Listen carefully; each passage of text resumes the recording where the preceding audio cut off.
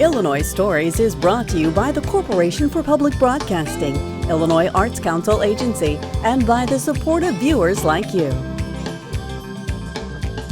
Thank you.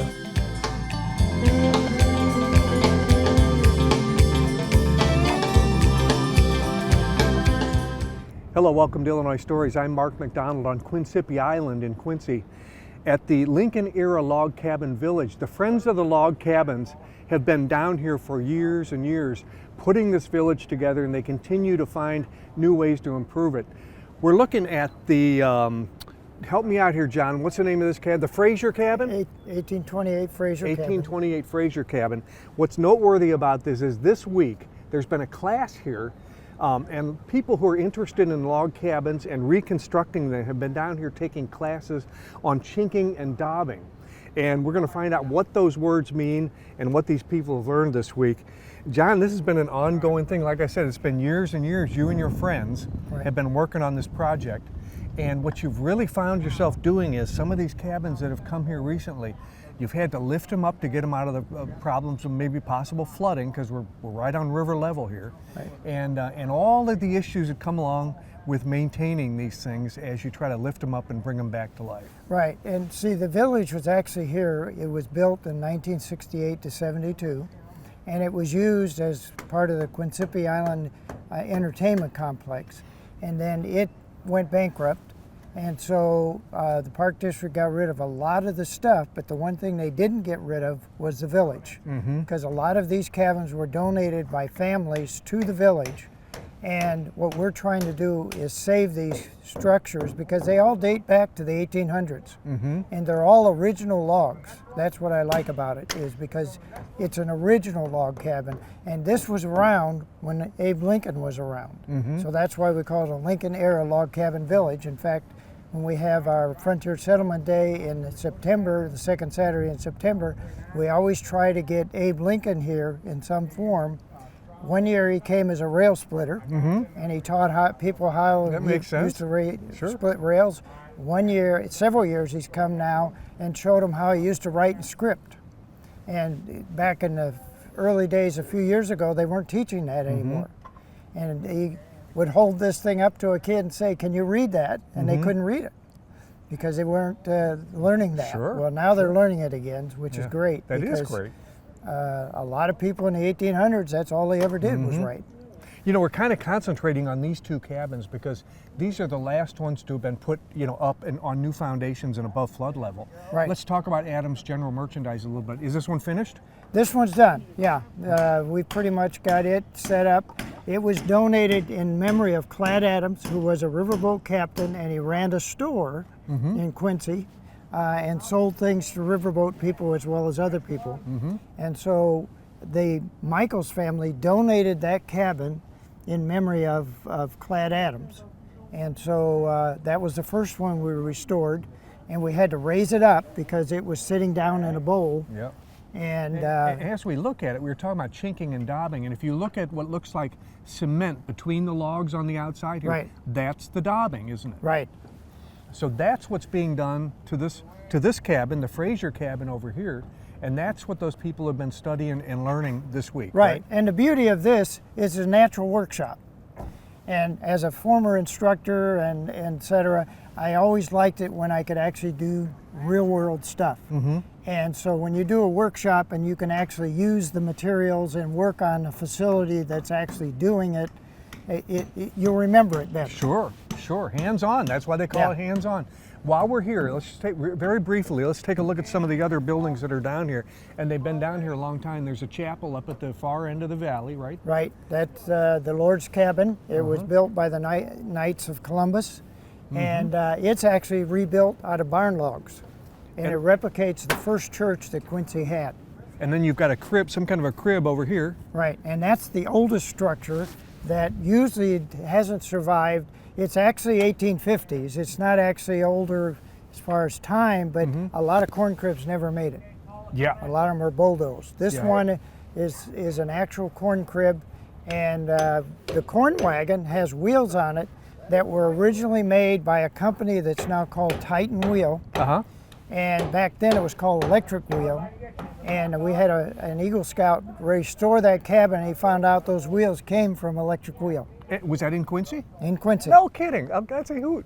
And what about this one over here? That was the Hurlman cabin. That was on a farm in the Hurlman had it on their farm, and the Luberts bought the farm and said, we're going to donate that to the Log Cabin Village.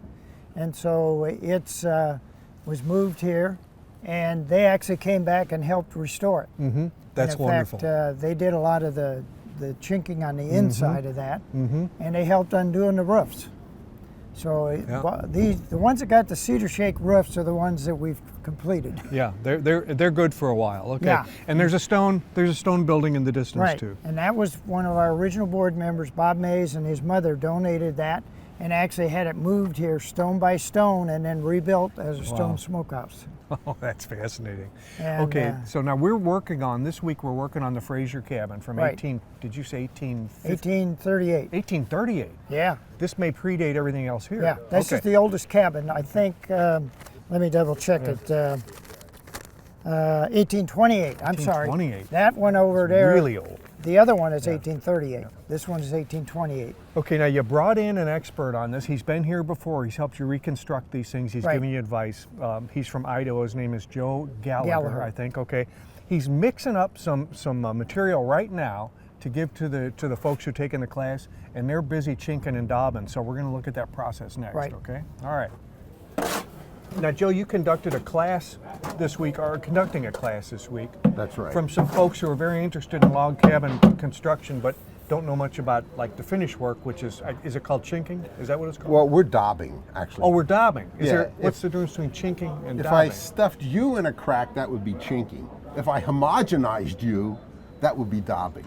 So this is homogenized. Yeah. Okay. This is so, daubing. So if you chink it, it means you're putting a solid object like a piece of wood or something into a hole or a crack. Right. And we're using expanded metal lath for our chinking, so that we have something to daub against. And that would be something they wouldn't have had back in the 1800s, though, right? They wouldn't have had expanded metal. No, but this cabin is not in its original place, so we don't have to meet Secretary of Interior standards. Okay. So we're looking at a small company, a country here, a small society here that doesn't have a lot of funds. So we're giving them something that's going to last a long time. Yeah. So it's not actually, you're not being a stickler on using exactly the same materials. No. But you're using as much of the same logs as possible, and you're rebuilding it, and then what you're doing is you're making it last. So if you can put metal or something that's going to last forever in there, that's better than putting a piece of wood or refuse or whatever you might find anywhere, huh? I don't know what these cabins had originally. Nobody does. So what we'll do is give them something that will last a long time, be relatively weatherproof, be relatively vermin-proof, and they won't have to have somebody like me come in from Idaho to show them how to do this again. Okay. It's a one and done kind of thing. Now what you're using here is your daubing material. What is this daubing material? This is sand, lime, cement, and gypsum. And I add the gypsum because when it dries, it expands. The cement and the lime will contract when it expands, and this offsets the tendency to shrink, the tendency to crack. So the gypsum expands. That's what you have on plaster walls. Would the pioneers have had anything like this, any material like this? Or what would they have used? They would have used sand, and then whatever is out there in the field. I think there's sand here. We're in the Mississippi, right? Yep. There's sand here. Yeah. Yeah. So they would have used that, and probably lime. They might have had some cement, but they also had a lot of labor. So they could do this repeatedly. Right, every year if they year. had to, right? Yeah. And you're not going to do that. You're not going to ask them to do that. Once you daub this thing and chink it, it's gone. It's done for decades. Yeah, it's done and gone. Okay, keep mixing. I don't want to keep you from mixing there. Okay. So this consistency, you're going to add some more water, I guess, because it looks like it's going to be kind of dry. It's probably my fault for talking to you. Let me grab this jug of water here. And I mix it to cookie dough consistency.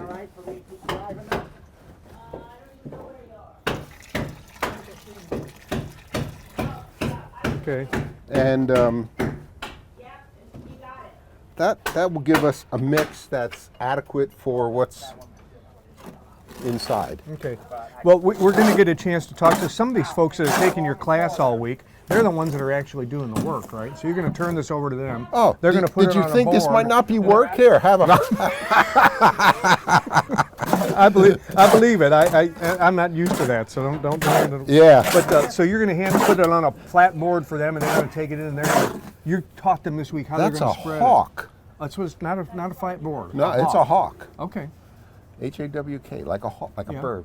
And why do you suppose they call it that? Because it's Because like a hawk. who knows? Like when a hawk opens its wings, that's what it looks like. Who knows? Okay. You know, It's a hawk. I don't have an answer to some of those things, but we had an interesting conversation this morning about what's the difference between a hawk and a hod. Okay. And a hod has shoulders on it or walls, and you carry stone or brick in it. The hod carrier. Which hod carry carrier. the concrete up. These guys are using hawks. They're hawk carriers, not hod carriers. Yeah. Is that because that's more like what they would have used in the 1850s, or it doesn't matter? Just something to haul it around? Well, I mean, you stick mortar on whatever, Yeah. but the right word is hawk. Okay. Well, did you have any difficulties in your classes this year? Did they seem to catch on pretty quick? They seem to. Are they good students? They're great students.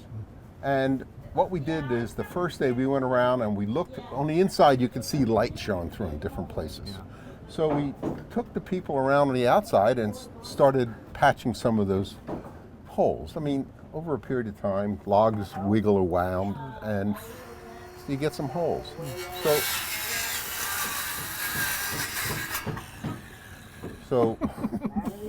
So you wait till he's done with the Electricity. saw, yeah. Electricity. That's a battery-powered saw, actually. So we filled the holes, and then we came on the inside, and we added the expanded metal lath, and now we're using the daubing to cover over those. And so, Okay. Well, I didn't mean to take you away from your No, work here. you We're didn't- going to talk to some of these folks. So Yeah, we'll find out what please they're do. doing. Yep. You're just about ready to hand them another hawk there, right? they're gonna get their own hawk full. Paula Cross, one opportunity this class gives you is a lot of time to be on your knees, your hands and knees, Absolutely. right? My goodness. What are you doing down there? Okay, we've gone through and we've pretty much chinked a lot of the area. That's that wire mesh in there. Okay, And Joe it- was telling us about this metal that you would stuff into cracks. Okay, Yes, and that's it. and All right. that provides a base to hold the daub. Mm-hmm. And then we're going back in, we're doing the first coat. Mm-hmm. It's just the skim coat to kind of, cover it up. And then Mm-hmm. when it dries, and then they can go back in and do a nice finish coat on it, and it looks much nicer. So, And that's when you see what looks like a concrete layer. Yes, That's that nice finish coat. Right, But right now yes. this is kind of grainy and dry. Isn't yeah, and you just kind of push it in. Mm-hmm. And the one thing I've learned real fast is that you think you have a great technique, and then you get 3 inches down the log, and Mm-hmm. your technique just falls apart. And you've got to just figure out a different strategy to, figure out how to do it, because the logs are so uneven, of course, since Yeah, they're not, sure. from a sawmill. And so you have to do it. Not And you're just do it. fighting gravity all the time, aren't Oh, you? absolutely. And sometimes, the cracks are so small, you got to just get in there with your hand and just kind of push it back in. Sure. But you just really need to get that first base coat in there to provide, a flat surface and everything, so they can go in and do the finish coat Now, on it. let me Looks ask you, much better Paula, that way. What made you want to come here to Quincy from Decatur to learn to do this? Well, in Decatur, we have the Lincoln Log Courthouse at the Macon County History Museum. Yep. And then we also have a log home in the Prairie Village at the museum. Both of them are going to need some attention, some caulking or some chinking and daubing. And, there's not a lot of people that know how to do that. So I saw on the Looking for Lincoln website, they advertised that they were holding this workshop. And I talked to my husband and it said, wouldn't it be fun? Has it been fun? It has been a blast. It has been so much fun. Yeah. I mean, to just learn a new craft that, you just... So you're going to take what you learned home to And- Macon County. to Macon County. And you'll be able to show people there how to do it there at the village. Yeah, absolutely, Neat. yes, because ours doesn't need kind of a complete restoration like this, but it needs a lot of spot Yeah. chinking and daubing and Yeah. everything, and we can handle that. Well, we and get it's something you can volunteers. do. Yeah, and it's something you can do if you have to. You can do it annually. I mean, if you Oh, can teach enough yeah. people to do it, you That's can the- go out there and pick spots that need it, and just kind of do a little refurbishing instead of a whole big deal like this. Absolutely, I mean, just the maintenance so that you don't kind of have large areas all at once, but if you just keep an eye, if you know how to do it, just keep an eye on it and do it as needed. So that's kind of what we were wanting to do, was just kind of learn how to do it, you know, from an expert. Right. So that we kind of knew what we were doing, and we learned the recipe for the daub, and you know how to mix it, how to apply it, the steps that you need to go through, that you can't just take a bunch of daub and just stick it in there because it won't dry evenly and it'll crack. So we've learned a lot. Yeah, Yeah, that's terrific. and been having a lot of fun. Yeah. Great group of people here. I don't want to take you away from your work. Besides, you know, this is going to dry out on you if you don't use it, right? Absolutely, So we're yes. just going to watch you just for a little bit more Oh, here and okay. see how you do. Like I said, sometimes it just goes on perfectly, and then sometimes you just mess completely. It's but just life, isn't it, Paul? It It's is. just life. But you know, you just kind of want to get it in there. You know, and you know, just get that wire covered a little bit. Yep. And then, you know, when you've got this nice skim coat on there, then you can go back in and do the finish, huh? finish. Absolutely. Thanks for talking Yeah. with us. Oh, you're welcome. This has been a lot of fun.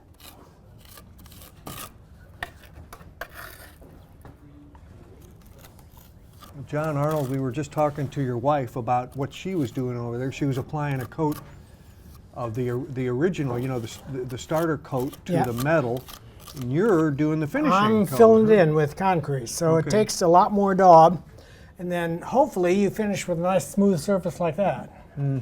Does that take some technique to learn? Yeah, because the biggest problem is just keeping the concrete in there and not falling on the floor. So you You got a lot of sweeping up to do, don't you? You have the concrete a little wetter, and you just go in and do it a little bit at a time. So You can imagine. I mean, this is kind of fun for you and your wife, but this would have been like after you worked all this to cut the logs and hew the logs and to get them set up here, and then this would be the finishing touches. You'd be exhausted by the time. oh you had to yeah, do this, well, it would be labor intensive for sure. Absolutely. Absolutely. So are you interested in, like over in Decatur, do you do some historical work? Yeah, I over do some work with my wife over at the History Museum every now and then, and you know, just a little bit of everything. Like learning new things. there? Well, this has it been, like, has this been more difficult than you thought before you went to these classes? Oh, definitely, definitely. A lot of it is just knowing, you know, how to mix the daub, how wet you need it, how dry you need it, trying to get a nice smooth surface on there. So it's more of a feel than anything you learn, you know. Do they come by and check your work and make sure it's okay? I mean, Well, Joe hasn't done anything yet, so I guess it's okay. he's probably gonna, at the end of the day, he's gonna look around, take a look, and see if you need to come back and do a little Come better back, job. do it again. Well, listen, But as he says, you know, you're competing against people who used all kinds of different daubs, put anything at all in there, so you're not competing against the, you know, real artisans who did it later in time. So. well, hopefully, I mean, I know this is what you're hoping and what he's hoping and John's hoping, that what you're doing today is going to last a good long time. Oh, yeah, Because you don't yeah. want to have to do this all the time. Yeah, you don't want to have to do it every year. Yeah. And of course, if you get it more or less weather tight, you're in pretty good shape. Well, I don't want to keep you from your work. Okay.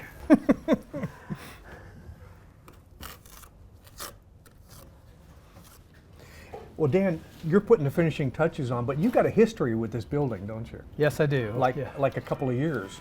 Yep, I was on the board when we decided to put it together, so Yeah. I've been here since we built it and chinked the outside, and now we're here doing Now, the inside. okay, so now we're doing what we call the daubing, right? Right. Which is to fill in the cracks, which is kind of the finishing touch.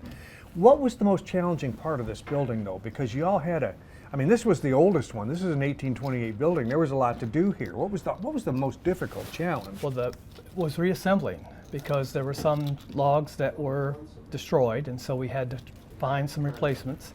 And it's important to us that we find historically significant logs, so we tried to find those that were... You don't want to put in 1900 era logs in an 1828 Exactly, cabin. Okay. exactly. So that was quite a challenge, and I act like it's a challenge to me, but it was a challenge to John, because he did most of the searching. Searching, yeah. Yeah. And then the guys having to put together a cabin that was taken apart a certain way, but then having to put new logs in, that always presents a challenge as well. And try to make those look like they blend in, because in the old cabin, you know, you take apart, you number them, you put them back, and you want it to look uniform, right? You want it to look, Exactly. and that is, and as you can look, I mean, when you look behind you here, except for these 2x4s up here, these logs look the same. They all do, yes. And there's the reason for some of the 2x4s and some of the filling was that some of the newer logs did not quite fit like the old ones, so they had a little wider gap. You got to that we fill had those gaps with something. Right. And we're talking about filling gaps. Now you're holding one of, let's see, he called it a hawk. You're holding what Joe Exactly, called a yes. hawk, and you got it loaded up. Is this the finishing material now? It is. This is a little runnier than the initial stuff, and so we will finish it up and try to. Would you get go and apply a little of that for us? We want to see what you learned in this class. Well, I learned that this is a great tool, the duckbill tool, because it's nice and thin, and so when you're Oh yeah, I think all of you guys need one of those. Yeah. That's really nice. Yeah. That works. I think this is Joe's personal one. He hasn't taken it back yet. Does he know you're using it? He does, because he saw the mess I was making earlier, and he suggested Oh, he suggested I use use it. Stop wasting. Yes, Yeah. he is. Yeah. He saw what a mess you were making and how much you were wasting. So Exactly. Yeah. He felt sorry for me. I think you attended class, because it looks like you're doing pretty good smearing that in there.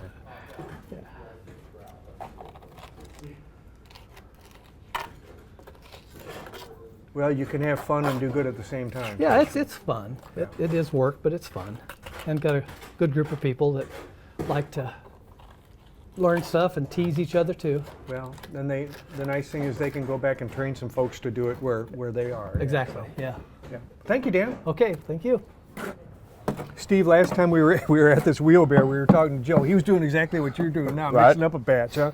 And I asked him what's in it, and he told me, but I forgot. So, what do you start with here? I mean, I know you got these bags opened up here. Right. So what I started with was the sand, Oh, the big pile the of big sand. pile huh? of sand. You guys yes. go through all that clean. pretty Yes, quick. it's clean sand, and Yeah. it goes through pretty quick. Mm-hmm. So we use 4 parts of sand, 4 shovelfuls, 2 of the concrete, Okay. 1 of the lime, and then 1 of the gypsum. And that's the white bag. That over is there. correct. Okay.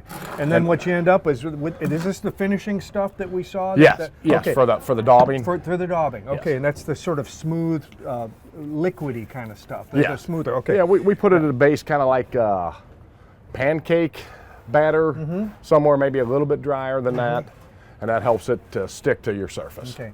Now, do you know how much water to add to this, or do you just add as you need to? We just add as we need to, and what we've done here is dry mixed everything together. It helps it so it doesn't all clump together as you're mixing. So, and then we won't mix it all at once. Right. It'll dry up too fast. Because you want it to be usable. Correct. If you put a big hunk of it together, it would just dry. Dry up. before we get a Pretty chance soon to use It'd it. be dried concrete. By Right, the time you use it. right. Well, let me ask you a question, because it's interesting that you're here, because you work for the Missouri Parks Department. Correct. Is that right? Correct. So you've been here before to learn about log cabins and how yes. to reconstruct them. Tell us the story about what you're doing over there. Well, I work for the First Missouri State Capitol State Historic Site, and we have a log structure Is that on in our St. property. Charles? It is in St. Charles. okay. Yes, it is. And so that's why I came to these classes, to get more knowledge of how to not only maintain, but to do major repairs. And that's the knowledge I am gaining from Joe. As you said, I was here in 2018, I believe it was. Joe came to our site in 2019 and gave a same class. Well, not the same class, but a similar class. His was more of an evaluation class. And now the Chinking and Daubing's going on, and since I have some repairs, I'm going to have to chink and daub, so here's how I get to learn how to do it. You know, you got a pretty neat job, don't you? Yes, I enjoy my job. I really do. I really do. Well, sure. I mean, because when you're not there, you're here Right. learning how to go Right. back and perform these Absolutely. operations that you Absolutely. need to do. But it's interesting. You have that one historic log building at the old state capitol, or are there more than that? Well, I mean, the main historical building is what served as the first state capitol to begin with, from 1821 to 1826. So I maintain that building, the grounds, plus the log structure. Was donated to us, I believe, in the early 70s from a family out of Hillsboro, Missouri. So that's welcomed on our site. People from all over come to take pictures of that. They often ask, was that the Capitol? No. If you turn around, there's the Capitol. Yeah, but yeah. So yeah, it's a neat place. Yeah.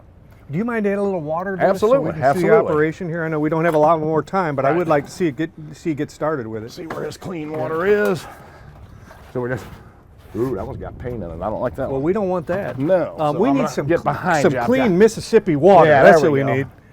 So all we're going to do is, and again, we're not going to mix up the whole batch. So we'll just pour some water in here, and then we'll come back to the other side again, and we'll just take just a partial amount out of this pile and get it in there,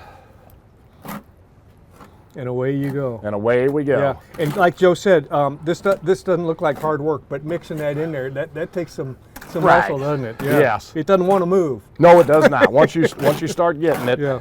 and you could tell I clearly didn't put enough water, but I didn't want to. Well, waters we got a lot of. Right, we have a lot of, so we just continue to add water until we get the consistency that Okay. we want, and then everybody can have some fun.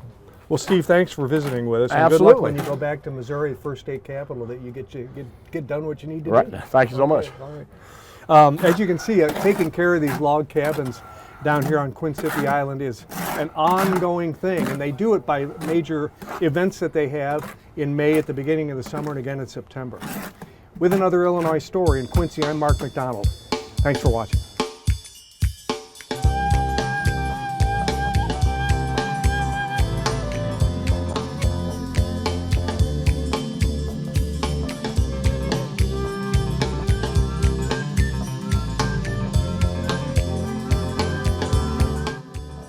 Illinois Stories is brought to you by the Corporation for Public Broadcasting, Illinois Arts Council Agency, and by the support of viewers like you.